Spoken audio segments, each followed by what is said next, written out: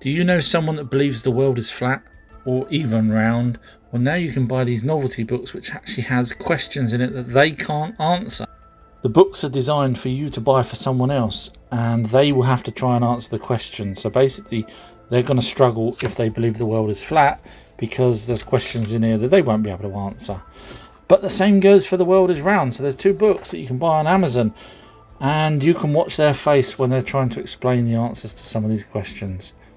Give the gift that keeps on giving when you watch their face as they try and answer some of these questions. So all you have to do is type in "the world's gone flat" or "the world's gone round" on Amazon or all good bookstores. I'm just going to talk about Stargate and Saddam Hussein. Now, I've had a few people say, "Oh, did Saddam Hussein find a Stargate in Iraq, which was the Anunnakis?" And this channel here called Viper TV, they're really, really good. They've almost got everything spot on to what I agree with, but this the logic here, it doesn't work for me when it comes to the Anunnaki having a Stargate. I'm just going to play a little bit and then I'll explain why the Anunnaki didn't really have a Stargate. Henry's central thesis is that a Stargate used the Anunnaki Nephilim to travel between Earth and Nibiru in Sumerian times. Between Earth and Nibiru. Now, we've got records in writing that they had an away station on Lamu, I think it's called, which was Mars. So they wouldn't do that. They wouldn't need an away station if they could just take the gold right through a Stargate to their home planet. So that kind of rules that out. Then you could say, well, maybe it was after they'd done that, then they created the thing. However, this video here carries on talking about that it was from the ancient original times of Sumeria that they had the Stargate, which again means that they wouldn't have needed the spacecraft to travel backwards and forwards. And then also this video here carries on talking about Gilgamesh being around at the same time as these Stargates. Now that doesn't make sense, because if anyone's read the Epic of Gilgamesh, you know that the story goes that he's trying to get to the spaceport to meet Utu, because he wants to go back or go to Nibiru for the first time so he could get longevity of life.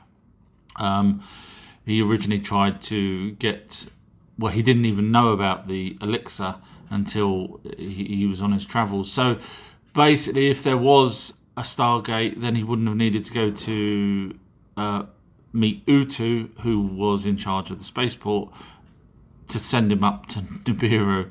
So in other words, they wouldn't have needed a spaceport because she would have just gone through the Stargate. So so when it comes to Stargate in Iraq, was the military going in there pretending that there's weapons of mass destruction to look up artifacts from Sumerian times or Anunnaki times? Yes, totally believe that. Was it a Stargate?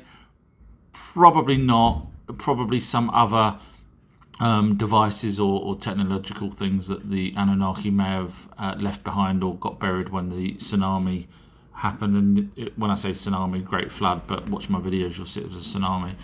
So I don't think it was a Stargate from the Anunnaki. If anyone built Stargates around the world, it probably wouldn't have been the Anunnaki, because they wouldn't have needed the ships to go backwards and forwards with the gold, etc. So that's my take on it. Have you heard about the possible dragon skeleton found in China? Well, just have a look in the background. There's houses.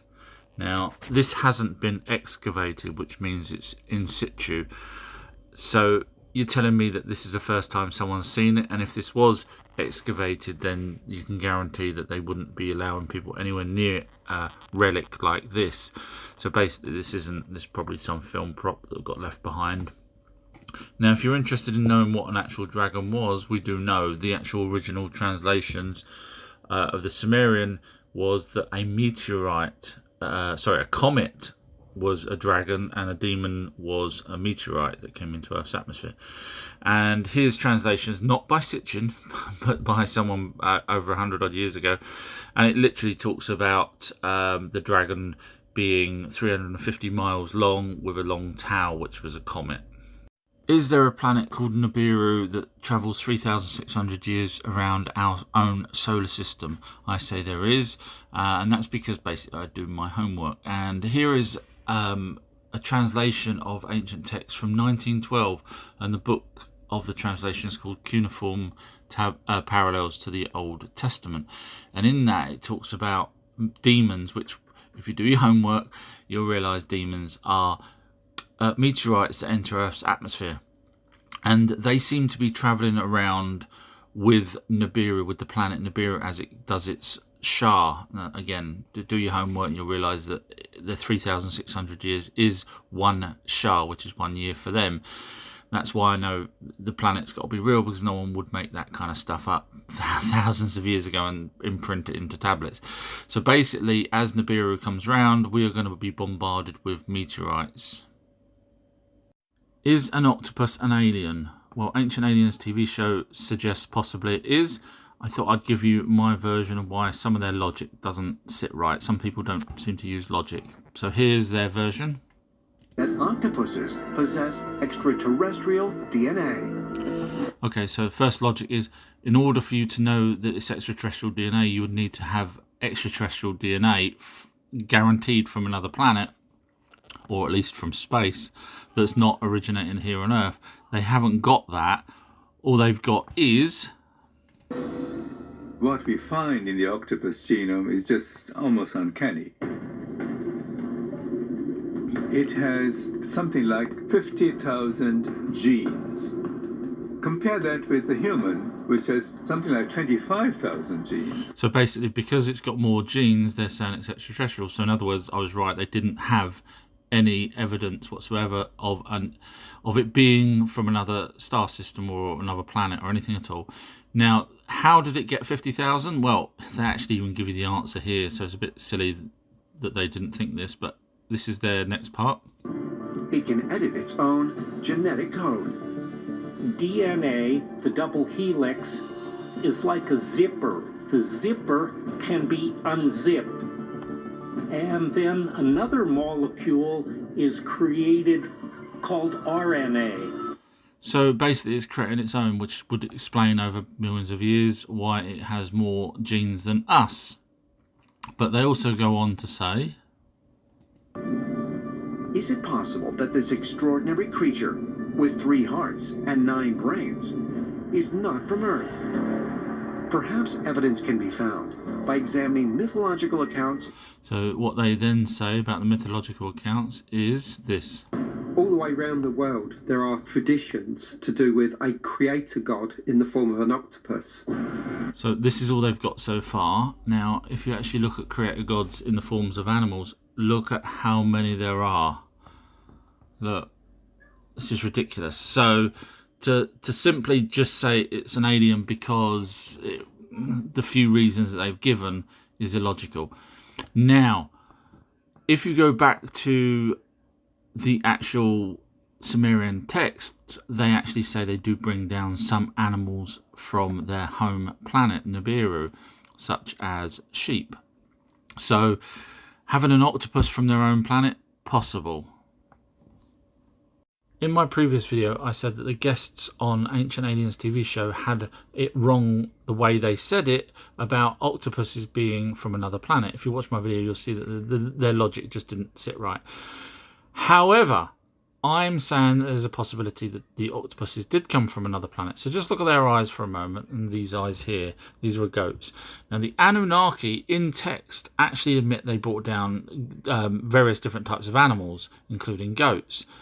And we've got the text around, but there's also some other animals here that also have the same slit eyes. Now, the goat was first appeared 10,000 years ago. The actual text from the Anunnaki say they brought them down 10,000 years ago. So far we've got a match for the goats. Now, where would the goats have been? It would have been in Mesopotamia, which is Iraq, Iran area. And lo and behold, this is where they first found the first goat, Iran. I have had people say before that back then everyone was bigger. The problem we've got with that is the skeletons that everyone seems to find are down here, 6 foot or less. And the reason why they find only a handful of these giant skeletons is because it's the other way around. In other words, the majority of people were less than sort of 5 foot tall, and a handful of them, which were the Nephilim, watch my other videos if you don't know what I'm talking about, were giants. So when you say everyone was much bigger then, That means all archaeologists around the world, and even individual people that are not archaeologists that stumble across skeletons of people way back, they don't find the giant skeletons. Which you're saying there should be every single skeleton, because you just said that everyone was bigger back then. So every skeleton should